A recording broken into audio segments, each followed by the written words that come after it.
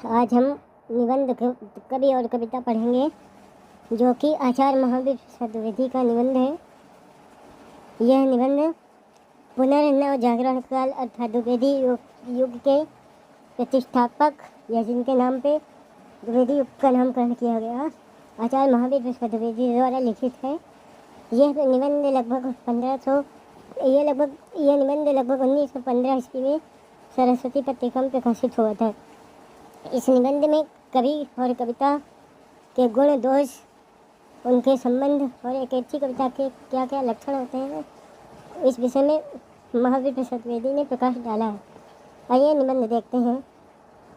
अच्छी कविता लिखना सबका काम नहीं है और इस बात का विचार आजकल के कितने ही पद्य रचनाकर्ता बहुत कम करते हैं। उन्होंने कविता लिखना बहुत सहज काम समझ लिया है। वे शायद तुली हुई पंक्तियों को ही कविता समझते हैं। यह भ्रम है। कविता एक चीज़ है, तुली हुई शब्द स्थापना दूसरी चीज़। यह बात सिद्ध समझी गई है कि अच्छी कविता अभ्यास से नहीं आती। जिसमें कविता करने का स्वाभाविक मात्रा होता है वही कविता कर सकता है। देखा गया है कि जिस विषय पर बड़े बड़े विद्वान अच्छी कविता नहीं कर सकते, उसी पर अपढ़ और कम उम्र के लड़के कभी कभी अच्छी कविता लिख देते हैं। इससे स्पष्ट है कि किसी किसी में कविता लिखने की इस्तेदाद स्वाभाविक होती है। इस्तेदाद का अर्थ होता है आदत, प्रवृत्ति या प्रतिभा। ईश्वर दत्त होती है। जो चीज़ ईश्वर दत्त है वो अवश्य लाभदायक होगी, वो निरर्थक नहीं हो सकती। उससे समाज को कुछ न कुछ लाभ अवश्य पहुँचता है। अतएव यदि कोई यह समझता हो कि कविता करना व्यर्थ है तो यह उसकी भूल है। हाँ, कविता के लक्षणों से च्युत यानी गिरे हुए, तुले हुए वर्णों या मात्राओं की पद्य मालिकाओं का प्राचुर्य है। इससे यदि कविता को कोई व्यर्थ समझे तो आश्चर्य नहीं होता। कविता यदि यथार्थ में कविता है तो संभव नहीं कि उसे सुनने वाले पर कुछ असर न हो। कविता से दुनिया में आज तक बहुत बड़े बड़े काम हुए हैं। इस बात का प्रमाण मौजूद है। अच्छी कविता सुनकर कविता का तरस के अनुसार दुख, शोक, क्रोध करना और जो सद्भाव पैदा हुए बिना नहीं रहते। जैसा भाव मन में पैदा होता है, कार्य के रूप में फल भी वैसा ही होता है। हम लोगों में पुराने जमाने में भाट, चारण आदि अपनी कविता ही की बदौलत वीरों में वीरता का संचार कर देते थे। पुराने आदमी काल्पनिक प्रसंगों का वर्णन सुनने और उत्तर रामचरित और आदि दृश्य काव्यों का अभिनय देखने से जो अश्रुपात होने लगता है वह क्या है? ये अच्छी कविता ही का प्रभाव है। पुराने ज़माने में ग्रीस में एथेंस नगर वाले स्पार्टा वालों से बैर भाव रखते थे। ग्रीस यानी यूनान में दो प्रसिद्ध नगर थे, एथेंस और स्पार्टा। दोनों में आपस में बैर भाव था, यानी वैमनस्यता थी, लड़ाई थी। एक टापू के लिए उनमें कई लड़ाइयाँ हुई पर हर बार एथेंस वालों की ही हार हुई। इस पर सोलन नाम के विद्वान को बड़ा दुख हुआ। उसने एक कविता लिखी। उसने एक ऊंची जगह पर चढ़कर एथेंस वालों को सुनाया। कविता का भावार्थ यह था, मैं एथेंस में ना पैदा होता तो अच्छा था। मैं किसी और देश में क्यों ना पैदा हुआ। मुझे ऐसे देश में पैदा होना था जहाँ के निवासी मेरे देश भाइयों से अधिक वीर, अधिक कठोर हृदय और उनकी विद्या से बिल्कुल बेखबर हो। मैं अपनी वर्तमान अवस्था की अपेक्षा उस अवस्था में अधिक संतुष्ट होता। यदि मैं किसी ऐसे देश में पैदा होता तो लोग मुझे देखकर यह तो न कहते कि यह आदमी उसी एथेंस का रहने वाला है जहाँ वाले स्पार्टा के निवासियों से लड़ाई में हार गए और लड़ाई के मैदान से भाग निकले।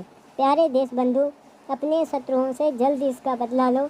अपनी इस कलंक को फौरन धो डालो। अपने लज्जाजनक पराजय के अपयश को दूर कर दो। जब तक अपने अन्यायी शत्रुओं के हाथ से अपना छीना हुआ देश न छुड़ा लो, तब तक एक मिनट भी चैन से न बैठो।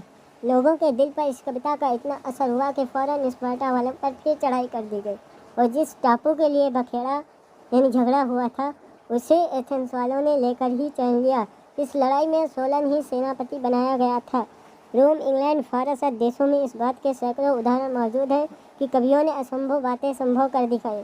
जहाँ पस्त हिम्मती का दौरा था वहाँ जोश पैदा कर दिया। जहाँ शांति थी वहाँ गदर मचा दिया। अतएव कविता एक असाधारण चीज़ है, परंतु विरले ही को सत्कवि होने का सौभाग्य प्राप्त होता है। जब तक ज्ञान वृद्धि नहीं होती तब तक सभ्यता का जमाना नहीं आता, तभी तक कविता की उन्नत होती है, क्योंकि सभ्यता और कविता में परस्पर विरोध है। सभ्यता और विद्या की वृद्धि होने से कविता का असर कम हो जाता है। कविता में कुछ न कुछ झूठ का अंश जरूर रहता है। असभ्य अथवा अर्धसभ्य लोगों को यह अंश कम खटकता है, शिक्षित और सभ्य लोगों को बहुत। तुलसीदास की रामायण के खास स्थलों का जितना प्रभाव स्त्रियों पर पड़ता है उतना पढ़े लिखे आदमियों पर नहीं। पुराने काव्यों को पढ़ने से लोगों का चित्त जितना आकृष्ट होता था उतना अब नहीं होता।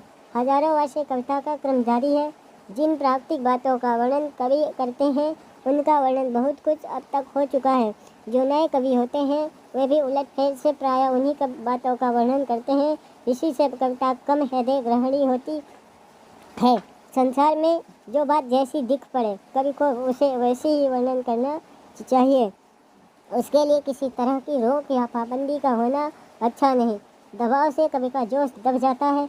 उसके मन में जो भाव आप पैदा होते हैं उन्हें जब वह निडर होकर अपनी कविता में प्रकट करता है तभी उसका असर लोगों पर पूरा पड़ता है। बनावट से कविता बिगड़ जाती है।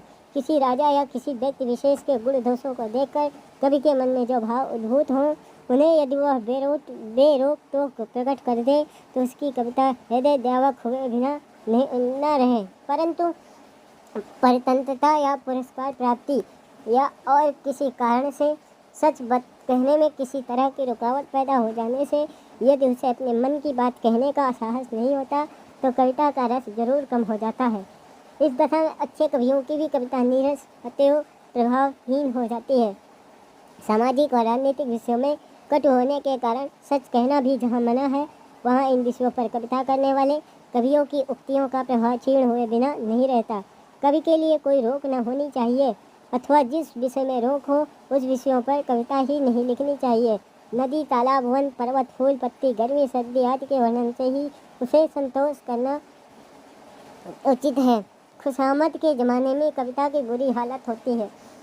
जो कवि राजा, नवाबों या बादशाहों के आश्रय में रहते हैं अथवा उनको खुश करने के इरादे से कविता करते हैं उनको खुशामद करनी पड़ती है। वे अपने आश्रयदाताओं की इतनी प्रशंसा करते हैं, इतनी स्तुति करते हैं कि उनकी पंक्तियाँ असलियत से बहुत दूर जा पड़ती हैं। इससे कविता को बहुत हानि पहुँचती है। विशेष करके शिक्षित और सभ्य देशों में कवि का काम प्रभाव उत्पादक रीति से यथार्थ घटनाओं का वर्णन करना है, आकाश कुसुमों के गुलदस्ते तैयार करना नहीं। अलंकार शास्त्र के आचार्यों ने अतिशयोक्ति को एक अलंकार जरूर माना है, परंतु अभावोक्तियाँ भी क्या कोई अलंकार हैं? किसी कवि की बेसिर पैर की बातें सुनकर किस समझदार आदमी को आनंद प्राप्त हो सकती है? जिस समाज के लोग अपनी झूठी प्रशंसा सुनकर प्रसन्न होते हैं वह समाज कभी प्रशंसनीय नहीं समझा जाता। खुशामद पसंद आदमी कभी आदर की दृष्टि से नहीं देखे जाते। कारणवश अमीरों की झूठी प्रशंसा करने अथवा किसी एक ही विषय की कविता में कवि समुदाय के आमरण लगे रहने से कविता की सीमा कट छटकर बहुत थोड़ी रह जाती है।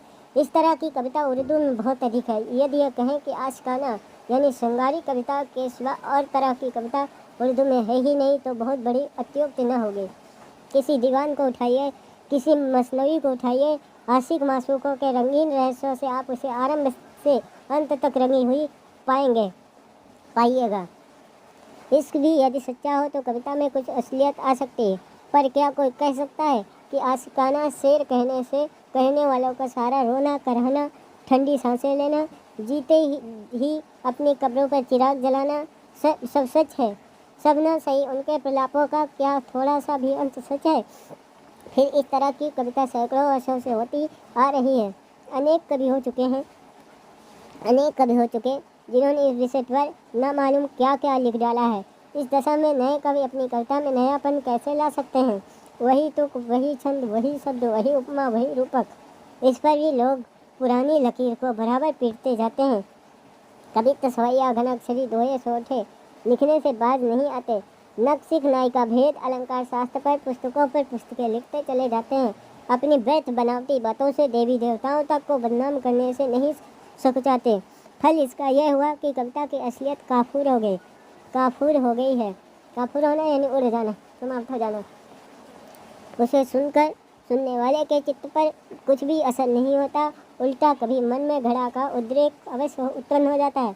कविता के बिगड़ने और उसकी सीमा परिमित हो जाने से साहित्य पर भारी आघात होता है, वह बर्बाद हो जाती है, भाषा में दोष आ जाता है।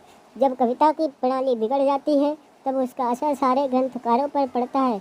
यही क्यों सर्वसाधारण की बोलचाल तक में कविता के दोष आ जाते हैं। जिन शब्दों, जिन भावों, जिन उक्तियों का प्रयोग कवि करते हैं, उन्हीं का प्रयोग और लोग भी करने लगते हैं। भाषा और बोलचाल के संबंध में कवि ही प्रमाण माने जाते हैं। कवियों के ही प्रयुक्त शब्दों और मुहावरों का कोशकार अपने कोशों में रखते हैं। मतलब यह है कि भाषा और बोलचाल का बनाना या बिगाड़ना प्रायः कवियों के ही हाथ में रहता है। जिस भाषा के कवि अपनी कविता में बुरे शब्द और बुरे भाव भरते रहते हैं, उस भाषा की उन्नति तो होती ही नहीं, उल्टे अवनति होती जाती है। कविता प्रणाली के बिगड़ जाने पर यदि कोई नई तरह की स्वाभाविक कविता करने लगता है तो उसकी निंदा करते हैं। कुछ नासमझ और नादान आदमी कहते हैं यह बड़ी भद्दी कविता है, कुछ कहते हैं ये कविता ही नहीं, कुछ कहते हैं ये कविता तो छंदो दिवाकर में दिए गए लक्षणों से च्युत है, यानी गिरी हुई है, भ्रष्ट है। तो अतएव यह निर्दोष नहीं। बात की है कि जिसे अब तक कविता कहते आए हैं वही उनकी समझ में कविता है और सब कोरा काऊ। इसी तरह की नुक्ताचीनी से तंग आकर अंग्रेजी के प्रसिद्ध कवि गोल्ड स्मिथ ने अपनी कविता को संबोधन करके उसकी सांत्वना की है। वो कहता है, कविते ये बेकदरी का ज़माना है, लोगों के चित्त को तेरी तरफ खींचना तो दूर रहा, उल्टे सब कहीं तेरी निंदा होती है। तेरी बदौलत सभा समाजों और जलसों में मुझे लज्जित होना पड़ता है। याद रख, तेरी उत्पत्ति स्वाभाविक है। जो लोग अपने प्राकृतिक बल पर भरोसा रखते हैं वह निर्धन होकर भी आनंद से रह सकते हैं, पर अप्राकृतिक बल पर किया गया गर्व कुछ दिन बाद जरूर चूर्ण हो जाता है।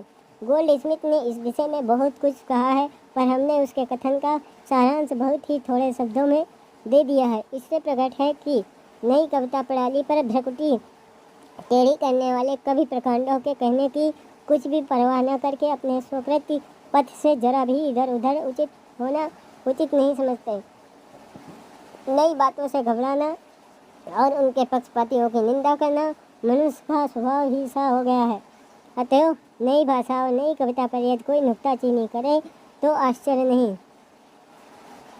आजकल लोगों ने कविता और पद्य को एक ही चीज़ समझ रखा है, यह भ्रम है। कविता और पद्य में वही भेद है जो अंग्रेजी की पोएट्री और वर्स में है। किसी उत्पादक और मनोरंजन लेख, बात या वक्तृत्व का किसी प्रभाव उत्पादक और मनोरंजन लेख, बात या वक्तृत्व का नाम कविता है और नियम अनुसार तुली हुई सत्रों का नाम पद्य है। जिस पद्य को पढ़ने या सुनने से चित्त पर असर नहीं होता यह कविता नहीं, वह नपी तुली शब्द स्थापना मात्र है। गद्य और पद्य दोनों में कविता हो सकती है। तुकबंदी और अनुप्रास कविता के लिए अपरिहार्य नहीं।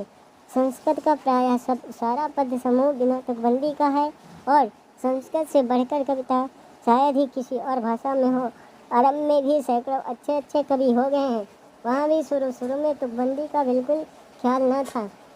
अंग्रेजी में भी अनुप्रासहीन बेतुकी कविता होती है।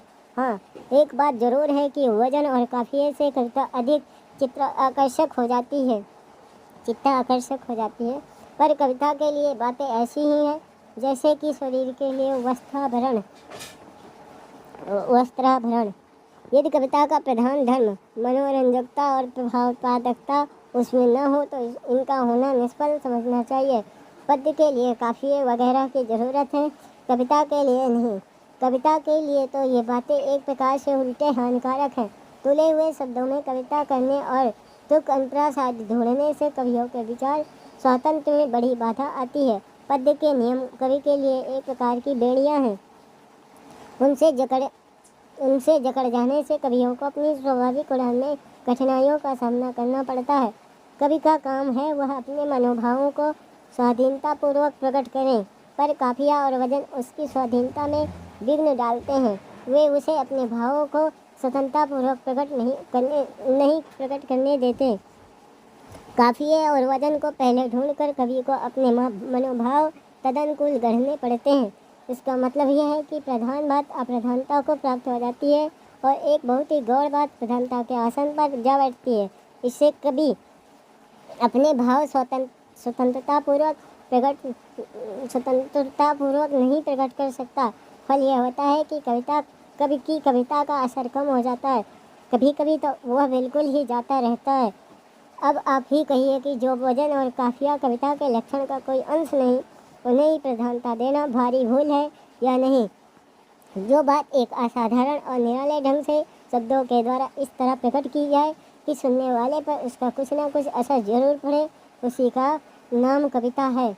आजकल हिंदी में जो सज्जन पद्य रचना करते हैं और उसे कविता समझकर छपाने दौड़ते हैं, उनको यह बात जरूर याद रखनी चाहिए। इन पद्य रचनाओं में कुछ ऐसे भी हैं जो अपने पद्यों को कालिदास, होमर और बायरन की कविता से भी पढ़कर समझते हैं। यदि कोई संपादक उन्हें प्रकाशित करने से इनकार करता है तो वे उसे अपना अपमान समझते हैं और बेचारे संपादक के खिलाफ नाटक, प्रहसन और व्यंग्यपूर्ण लेख प्रकाशित करके अपने जी की जलन शांत करते हैं।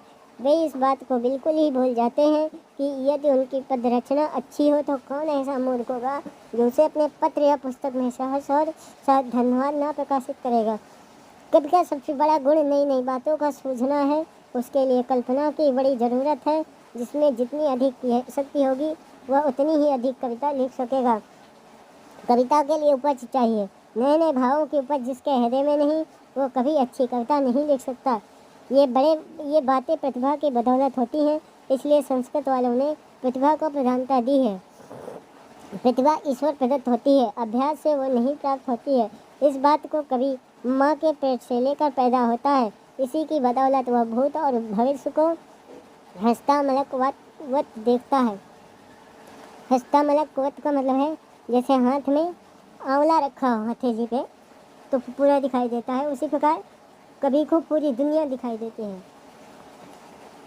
वर्तमान की तो कोई बात ही नहीं, इसी की कृपा से वह सांसारिक बातों को एक अजीब निराले ढंग से बयान करता है, जिसे सुनकर सुनने वाले के हृदयों दधि में नाना प्रकार के दुख, सुख, आश्चर्य आदि विकारों की लहरें उठने लगती हैं। कभी ऐसी अद्भुत बातें कह देते हैं जो कभी नहीं है, उनकी पहुंच वहां तक कभी हो ही नहीं सकती। कवि का काम है कि वो प्रकृति विकास को खूब ध्यान से देखे। प्रकृति की लीला का कोई और छोर नहीं, वह अनंत है। प्रकृति अद्भुत खेल खेला करती है, एक छोटे से फूल में वह अजीब अजीब कौशल दिखाती है। वे साधारण आदमियों के ध्यान में नहीं आते, वे उनको समझ नहीं सकते, पर कभी अपनी सूक्ष्म दृष्टि से प्रकृति के कौशल अच्छी तरह देख लेता है, उनका वर्णन भी करता है, उनसे नाना प्रकार की शिक्षा भी ग्रहण करता है और अपनी कविता के द्वारा संसार को लाभ भी पहुंचाता है। जिस कवि में प्राकृतिक दृश्य और प्रकृति के कौशल देखने और समझने का जितना ही अधिक ज्ञान होता है वह उतना ही बड़ा कवि भी होता है। प्रकृति पर्यालोचना के सिवा कवि को मानव स्वभाव की आलोचना का भी अभ्यास करना चाहिए। मनुष्य अपने जीवन में अनेक प्रकार से सुख दुख आदि का अनुभव करता है, उसकी दशा कभी एक सी नहीं रहती। अनेक प्रकार के विकार तरंग उसके मन में उठा ही करते हैं। इन विकारों की जांच, ज्ञान और अनुभव करना सबका काम नहीं, केवल कभी ही इनके अनुभव करने और कविता द्वारा औरों को इनका अनुभव कराने में समर्थ होता है। जिसे कभी पुत्र शोक नहीं हुआ उसे उस शोक का यथार्थ ज्ञान होना संभव नहीं, पर यदि वह कवि है तो वह पुत्र शोकाकुल पिता या माता की आत्मा में प्रवेश सा करके उसका अनुभव कर लेता है। उस अनुभव का वह इस तरह वर्णन करता है कि सुनने वाला तन मनस्क होकर उस दुख से अभिभूत हो जाता है। उसे ऐसा मालूम होने लगता है कि स्वयं उसी पर वह दुख पड़ रहा है। जिस कवि को मनोविकारों और प्राकृतिक बातों का यथेष्ट ज्ञान नहीं, वह कदापि अच्छा कवि नहीं हो सकता। कविता को प्रभावोत्पादक बनाने के लिए उचित शब्द स्थापना की भी बड़ी ज़रूरत है। किसी मनोविकार के दृश्य के वर्णन में ढूंढ कर ऐसे शब्द रखने चाहिए जो सुनने वाले की आंखों के सामने वर्ण विषय का चित्र सा खींच दे। मनोभाव चाहे कैसा भी अच्छा क्यों न हो, यदि वह तदनुकूल शब्दों में न प्रकट किया गया तो उसका असर यदि जाता नहीं तो कम जरूर हो जाता है। इसलिए कवि को चुन कर ऐसे शब्द रखने चाहिए और इस क्रम में रखने चाहिए जिससे उसके मन का भाव पूरे तौर पर प्रकट हो जाए, उसमें कसर न पड़े। मनोभाव शब्दों ही के द्वारा व्यक्त होता है, अतएव युक्त संगत शब्द स्थापना के बिना कवि की कविता तादृश हृदय हारणी नहीं हो सकती। जो कवि अच्छी शब्द स्थापना करना नहीं जानता, अथवा यूँ कहिए कि जिसके पास काफ़ी शब्द समूह नहीं है, उसे कविता करने का परिश्रम नहीं करना चाहिए। जो सुकवि हैं उन्हें एक एक शब्द की योग्यता ज्ञात रहती है, वे खूब जानते हैं कि किस शब्द में क्या प्रभाव है, अतएव जिस शब्द में उनका भाव प्रकट करने की एक बाल भर भी कमी होती है, उसका वे कभी प्रयोग नहीं करते। आजकल के पद्य रचनाकर्ता महाशयों को इस बात का बहुत कम ख्याल रहता है, इसी से उनकी कविता यदि अच्छे भाव से भरी हुई भी हो तो भी बहुत कम असर पैदा करती है। जो कभी प्रतिपंक्ति में निरर्थक सूजू और रू का प्रयोग करता है, वह मानो इस बात का खुद ही सर्टिफिकेट दे रहा है कि मेरे अधिगत शब्दकोश में शब्दों की कमी है। ऐसे कवियों की कविता कदापि सर्वसम्मत और प्रभाव उत्पादक नहीं हो सकती। अंग्रेजी के प्रसिद्ध कवि ने कविता के 3 गुण वर्णन किए हैं। उनकी राय है कि कविता सादी हो, जोश भरी हो और असलियत से घिरी हुई न हो। सादगी से यह मतलब नहीं कि सिर्फ शब्द समूह ही सादा हो, अपितु विचार परंपरा भी सादी हो। भाव और विचार ऐसे सूक्ष्म और छिपे हुए न हो कि उनका मतलब समझ में न आवे या देर से समझ में आवे। यदि कविता में कोई ध्वनि हो तो इतनी दूर की न हो कि उसे समझने में गहरे विचार की जरूरत हो। कविता पढ़ने या सुनने वाले को ऐसी साफ सुथरी सड़क मिलनी चाहिए जिस पर कंकड़, पत्थर, टीले, खंदक, कांटे और झाड़ियों का नाम न हो। वो खूब साफ और हमवार हो, जिससे उस पर चलने वाला आराम से चला जाए। जिस तरह सड़क जरा भी ऊंची नीची होने से बाइसिकल, पैर गाड़ी कहते हैं मोटरसाइकिल को, पैर गाड़ी के सवार को हचके लगते हैं, उसी तरह कविता की सड़क यदि थोड़ी भी ना हमवार हुई तो पढ़ने वाले के हृदय पर धक्का लगे बिना नहीं रहता। कविता रूपी सड़क के इधर उधर स्वच्छ पानी के नदी नाले बहते हों, दोनों तरफ फूलों से लदे हुए पेड़ हों, जगह जगह पर विश्राम करने योग्य स्थान बने हों, प्राकृतिक दृश्यों की नई नई झांकियाँ आँखों को लुभाती हों। दुनिया में आज तक जितने अच्छे अच्छे कवि हुए हैं, उनकी कविता ऐसी ही देखी गई है। अटपटे भाव और अटपटे शब्दों का प्रयोग करने वाले कवियों की कभी कद्र नहीं हुई। यदि कभी किसी की कुछ हुई भी है तो थोड़े ही दिनों तक। ऐसे कभी विस्मृति के अंधकार में ऐसे छिप गए हैं कि इस समय उनका कोई नाम तक नहीं जानता। एकमात्र सोनी शब्द झनकार ही जिन कवियों की करामात है, उन्हें चाहिए कि वे एकदम ही बोलना बंद कर दें। भाव चाहे कैसा ही ऊंचा क्यों न हो, पेचीदा न होना चाहिए। ये ऐसे शब्दों के द्वारा प्रकट किया जाना चाहिए जिनसे सब लोग परिचित हों। मतलब यह कि भाषा बोलचाल की हो, क्योंकि कविता की भाषा बोलचाल से जितनी अधिक दूर जा पड़ती है, उतनी उसकी सादगी कम हो जाती है। बोलचाल से मतलब उस भाषा से है जिसे खास और आम सब बोलते हैं, विद्वान और अविद्वान दोनों, जिसे काम में लाते हैं। इसी तरह कवि को मुहावरे का भी ख्याल रखना चाहिए।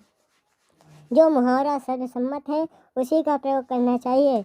हिंदी और उर्दू में कुछ शब्द अन्य भाषाओं के भी आ गए हैं, वे यदि बोलचाल के हैं तो उनका प्रयोग सदोष नहीं माना जा सकता, उन्हें त्याज नहीं समझना चाहिए।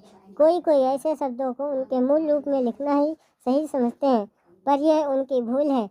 जब अन्य भाषा का कोई शब्द किसी और भाषा में आ जाता है तब वह उसी भाषा का हो जाता है, अतएव उसे उसकी मूल भाषा के रूप में लिखते जाना भाषा विज्ञान के नियमों के खिलाफ है। खुद मुहावरा शब्द ही को देखिए, जब उसे अनेक लोग हिंदी में मुहावरा लिखने और बोलने लगे तब उसका असली रूप जाता रहा, वह हिंदी का शब्द हो गया। यदि अन्य भाषाओं के बहुप्रयुक्त शब्दों का मूल रूप ही शुद्ध माना जाएगा तो घर, घड़ा, हाथ, पाँव, नाक, कान, गज, मुसलमान, कुरान, मैगजीन, एडमिरल, लालटेन आदि शब्दों को भी उनके पूर्व रूप में ले जाना पड़ेगा। एशियाटिक सोसाइटी के जनवरी 1907 ईस्वी के जर्नल में फ्रेंच और अंग्रेजी आदि यूरोपियन भाषाओं के 138 शब्द ऐसे दिए गए जो फारसी अखबारों में प्रयुक्त हैं। इनमें से कितने ही शब्दों का रूपांतरण हो गया है। अब यदि इस तरह के शब्द अपने मूल रूप में लिखे जाएंगे तो भाषा में बेतरह गड़बड़ी पैदा हो जाएगी। असलियत से मतलब ये नहीं कि कविता एक प्रकार का इतिहास समझा जाए और हर बात में सच्चाई का ख्याल रखा जाए। यह नहीं कि सच्चाई की कसौटी पर कसने पर यदि कुछ भी कसर मालूम हो तो कविता का कवितापन जाता रहे।